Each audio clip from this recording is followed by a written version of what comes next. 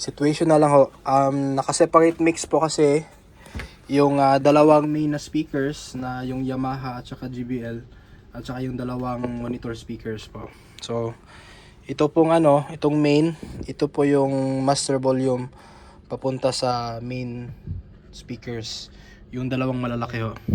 Yung mga maliliit ho, hindi yun mamamatay kahit i-off nyo po ito. Yung ano po niya, ay, Example ito. naka-on na po yan.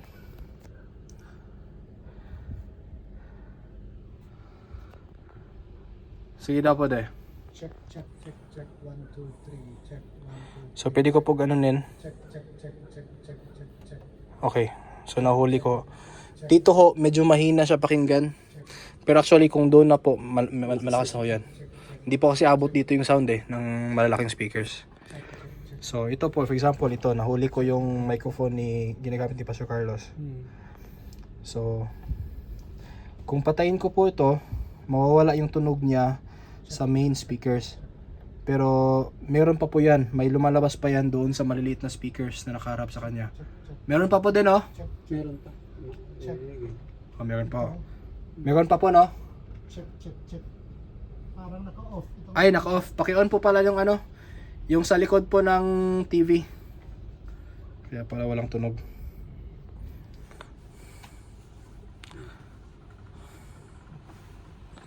Check. Meron. O yan. Check. Kahit po nakapatay ito, kasi ito, sa main speaker lang po ito. 1, 2, 3. Check. Yan. Kaya pag nag-practice sila, pwedeng ito lang ang naka-on. O, yung ganun po, yung yun lang naka-on, pwede po natin patayin dito. Check. So, hindi na po yan tutunog sa malalaking speakers, pero tutunog pa rin po yan sa maliliit na speakers. Check. Yung volume po niya, hindi po natin isi-zero. Medyo mas mabawas po sa zero. Ganyan lang. 1, 2, 3. Check. Okay na po. Maintain na po natin yun.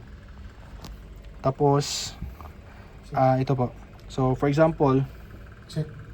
gusto po nating lakasan sa maliit na speaker na papunta ko sa kanya. Check.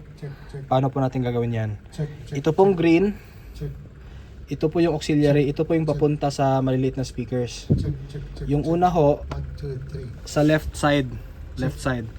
Yung pangalawa, yun po yung sa right side. Check. Yung nakaharap sa kanya. So, kung isi-set ko po yan, ito yun, yung papunta po sa kanya.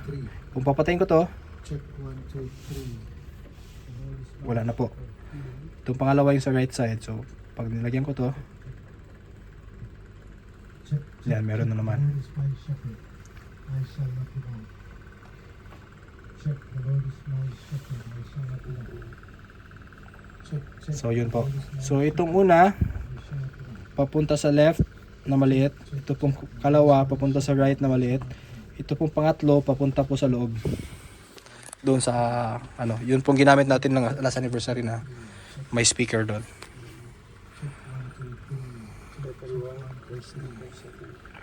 Opo. For backup singer, okay na po yan, na volume. Pakinggan po natin doon para maano natin yung idea ng tunog.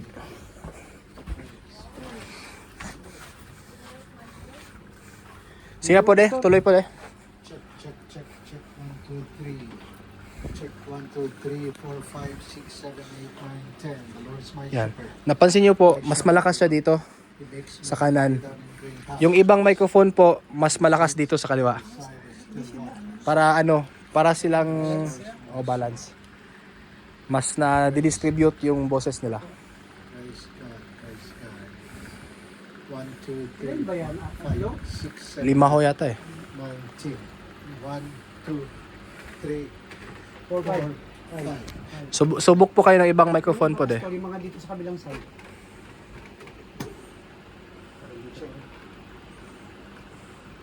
Check. 1, 2, 3. Same lang. 4, Yung iba po 1.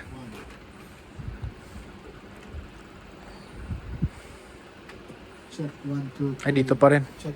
Yung itong sa stand po siguro Yung mga nakasabi. Yun. Check. Mas 1, malakas 2, dito. 3. Check. 1, 2, 3. 1, 1, 1, 1, 1. Check. 1, 2, 3. Check. Yan, 1, 2, dito. 3. Check. 1, 2, 3.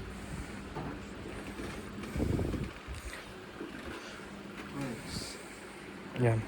Medyo iba-iba po sila ng volume kasi nung sinound check ko po, according sa lakas ng boses nung humawak. Kasi iba-ibang ano nila eh, buga. Okay na yan. May scan.